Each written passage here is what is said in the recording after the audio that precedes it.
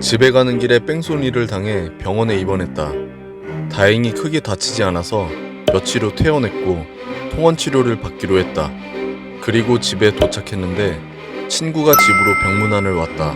친구는 요즘 바쁜 일 때문에 입원해 있는 동안 병문안도 못 가서 미안하다 했다. 난 괜찮다며 신경 쓰지 말라고 했다. 친구는 뺑소니범 얼굴이나 차량 번호판은 봤냐길래 순식간에 사고가 나서 경황이 없어 못 봤다 했다. 그나마 운이 좋아 별로 안 다쳐서 다행이었다며 친구에게도 조심하라고 말했다. 친구는 알았다며 다음엔 진짜 병문안으로 올게 하곤 돌아갔다. 그리고 얼마 후 뺑소니범이 잡혔는데 범인이 오늘은 나의 생일. 집에서 친구들을 불러 모아 파티를 했다. 그리고 음식을 다 먹은 후 기념사진을 찍었는데 이상한 게 찍혀 있었다. 웬 사람 엉덩이 같은 게 찍혀서 우리는 그 사진을 보고 너무 소름이 돋아 영매를 수소문해서 그 사진을 감정받았다.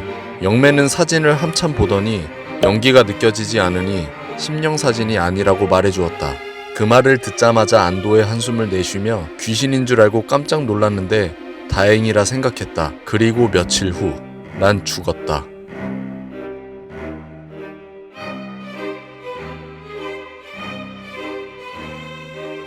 친구가 다음엔 진짜 병문안을 온다고 했는데 친구는 그때 내 병문안을 온 게 아니고 자신의 얼굴을 봤는지 차량 번호판을 봤는지 확인하러 온 거였다.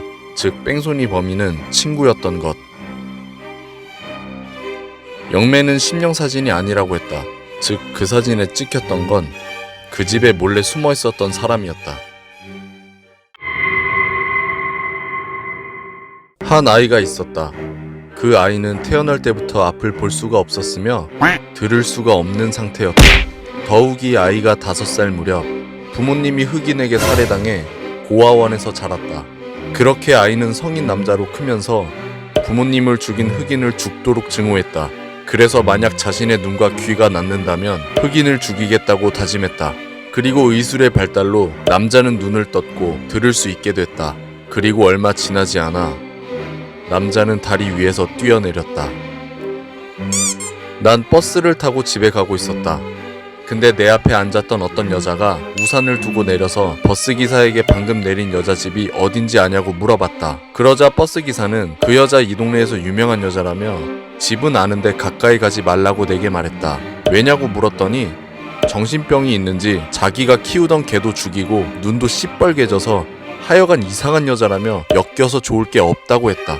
솔직히 잠깐 망설이긴 했지만 정신병 있는 여자가 버스를 어떻게 타고 다니겠나 생각하고 버스 기사에게 들은 대로 집을 찾아갔다. 그리고 초인종을 눌렀는데 아무런 인기척이 없었다. 그래서 난 문의 외시경을 통해 집안을 봤는데 모든 게 빨개서 보이질 않았다. 그래서 버스 기사 말대로 상당히 기분 나쁜 느낌이 들어 문 앞에 우산을 두고 그대로 근처 식당을 갔다. 그리고 뉴스에선 최근 희귀병 중 눈이 빨개지면서 정신병에 걸리는 바이러스가 퍼지고 있다고 주의하라는 보도가 흘러나왔다. 그리고 집에서 내 눈을 봤는데 눈이 빨개지고 있었다.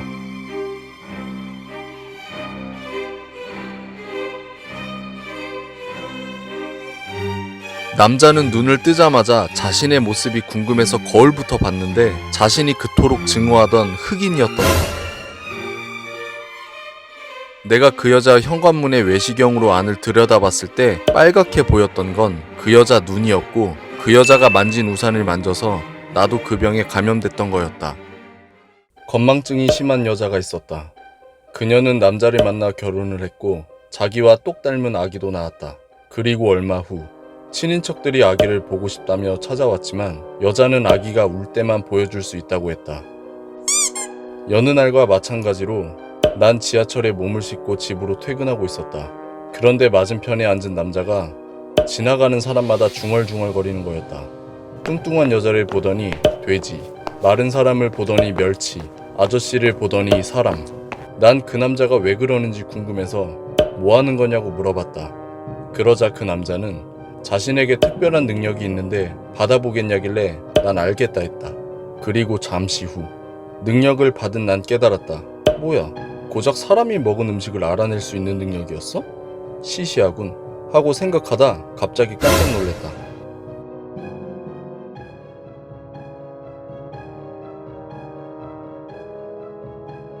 여자는 자신이 아기를 어디다 두었는지 까먹었기 때문에 아기가 울어야만 어디에 있는지 알 수 있었던 것.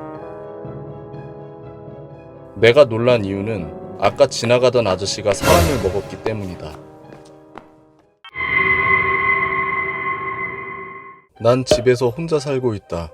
그래서 외롭고 적적했는데 앵무새가 똑똑하단 말이 생각이 났다. 그리고 얼마 후에 거금을 들여 한 마리를 분양받았다. 오늘도 하루 종일 일에 쩌들다가 밤늦게 집에 왔다. 앵무새는 날 보더니 평소에는 안녕 하며 인사했는데 오늘은 웬일인지 다녀오셨어요 라며 가르쳐주지도 않은 인사를 했다. 너무나 기특하고 분양받길 정말 잘했다고 생각하던 그 순간 갑자기 소름이 돋았다. 한 아기 엄마가 베이비시터에게 아기를 맡기고 약속 장소로 나갔다. 하지만 잠시 후 아기 엄마는 베이비시터가 평소에 몸이 안 좋은지 약을 먹는다길래 살짝 찜찜한 느낌이 있어서 베이비시터에게 전화를 해 아기는 잘 있냐고 물어봤다. 베이비시터는 잘 있으니 걱정 말라며 지금 오븐에 칠면조를 굽고 있다고 했다. 아기 엄마는 응? 웬 칠면조? 생각을 하다가 갑자기 걱정이 되어 급히 집으로 돌아갔고 아기 엄마는 오븐을 보자마자 그 자리에서 기절하고 말았다.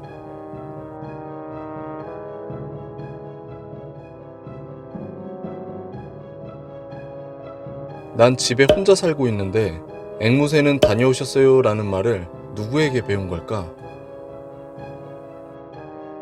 베이비시터가 평소 먹던 약은 삼각제였고 제정신이 아닌 상태에서 아기를 칠면조로 착각해 오븐에 넣고 구웠던 것.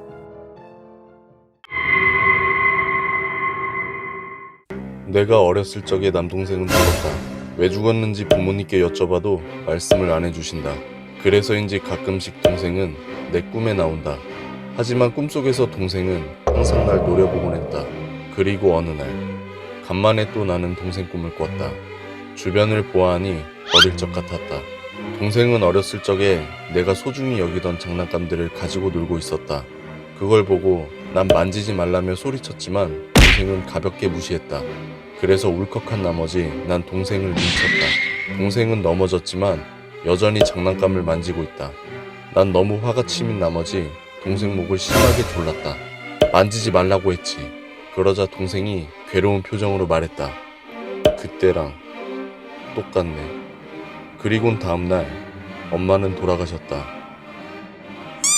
어느 날 한 아이와 엄마는 장난감 가게를 갔는데 그곳에선 삐에로 인형들을 팔고 있었다.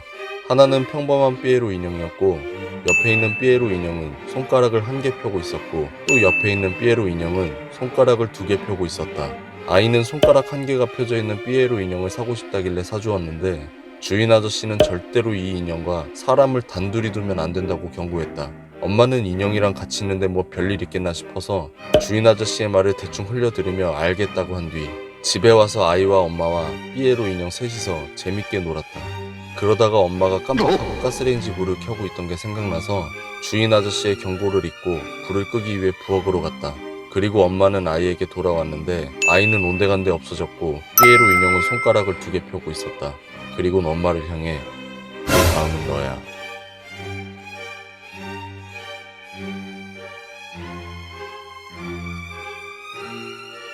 어릴 적 동생은 나의 목류병 때문에 목이 졸려 죽었었고 꿈에서 동생이 그때랑 똑같다고 한 건 사실 동생이 아니라 엄마였다.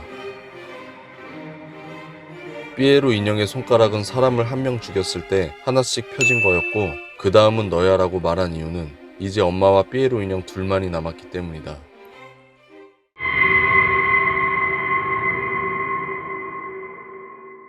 아빠가 거짓말 탐지기 로봇을 사오셨다. 거짓말을 하면 전기 충격을 가하는 로봇이었다.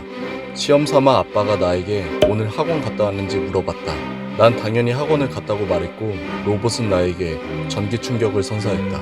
그걸 보자 아빠는 학원 땡땡이 치고 어디 갔었냐고 물었고 난 친구 집에 놀러 갔다고 했다. 그러자 로봇은 또다시 나에게 짜릿함을 선사했고 PC방에 갔다고 이실직고 하자 그제서야 로봇은 전기 충격을 멈추었다. 난 거짓말이 들통나자 아빠는 날 보더니 한심하다는 표정으로 아빠는 너 나이 때 공부만 죽도록 했다며 푸념했다. 그걸 들은 로봇은 아빠에게도 전기 충격을 가했다. 그러자 옆에서 아빠와 나의 모습을 본 엄마는 부전자전이네 하며 비웃다가 갑자기 로봇이 엄마를 향해 전기 충격을 가했다.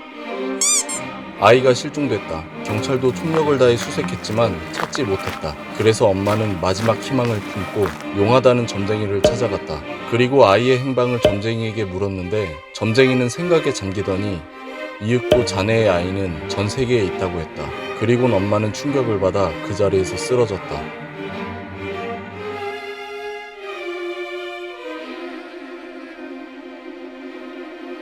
부전자전은 아들이 아빠의 행동과 비슷할 때 쓰는 말인데 엄마가 로봇에게 전기 충격을 받은 이유는 아들의 아빠는 친아빠가 아니었고 엄마와 다른 남자 사이에서 태어난 아들이기 때문에 부전자전은 될 수가 없다.